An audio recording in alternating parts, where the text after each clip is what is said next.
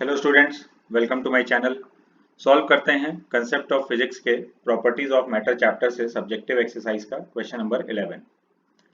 A steel wire of original length 1 meter and cross sectional area 4 millimeter square is clamped at the two ends so that it lies horizontally and without tension. If a load of 2.16 kg is suspended from the middle point of the wire, what would be its vertical depression? तो situation ये है कि एक steel wire को दोनों and से clamp कर दिया गया है और ये हॉरिजॉन्टल पोजीशन में है विदाउट एनी टेंशन। फिर इसके मिड पॉइंट पर एक लोड सस्पेंड कर रहे हैं, उसका मास हम लोग को गिवन है 2.16 kg। वायर का क्रॉस सेक्शन एरिया गिवन है 4 मिलीमीटर स्क्वायर और लेंथ गिवन है। तो हम लोग को बताना है कि लोड सस्पेंड करने के बाद ये कितना नीचे चला जाएगा, इसका मिड पॉइंट वर्टिकल डिप्रेशन हम लोग को कैलकुलेट करना है। तो मिड पॉइंट पर लोड सस्पेंड करने के बाद ये थोड़ा सा नीचे चला गया x, यही x हम लोग को कैलकुलेट करना है। तो अब इस पोजीशन में ये जो x है इसको हम लोग रिलेट करेंगे चेंज इन लेंथ से।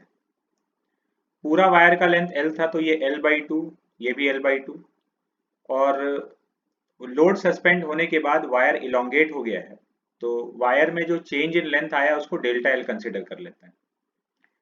तो इधर का जो लेंथ है ये l/2 plus delta l/2। Total length अगर टोटल चेंज इन लेंथ अगर डेल्टा l आया है तो आधा इधर है आधा इधर है। तो इधर भी लेंथ हो गया l/2 प्लस डेल्टा l/2 और इधर का लेंथ भी l/2 plus delta l/2। Total ये लेंथ देखेंगे तो l प्लस डेल्टा l हो जाएगा,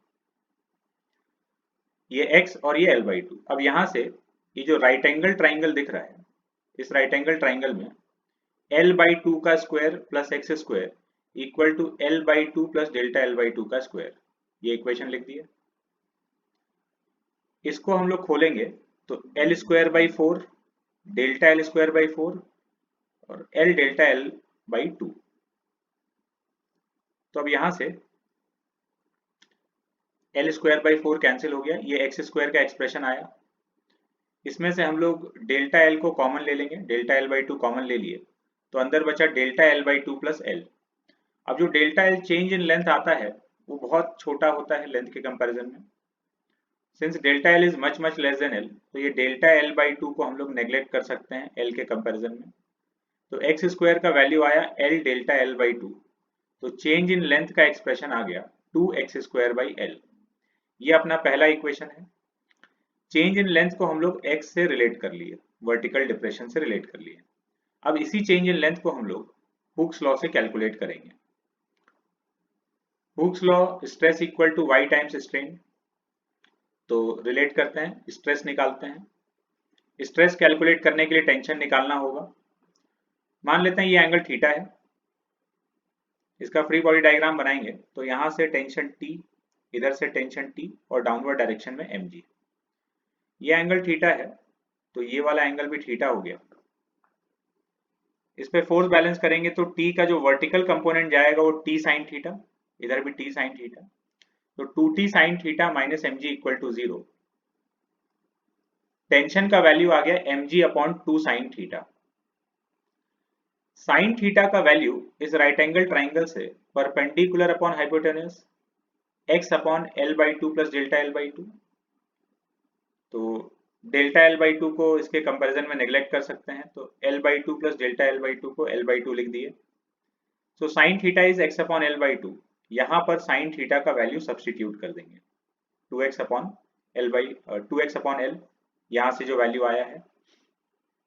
तो टेंशन आ गया mgl अपॉन 4x।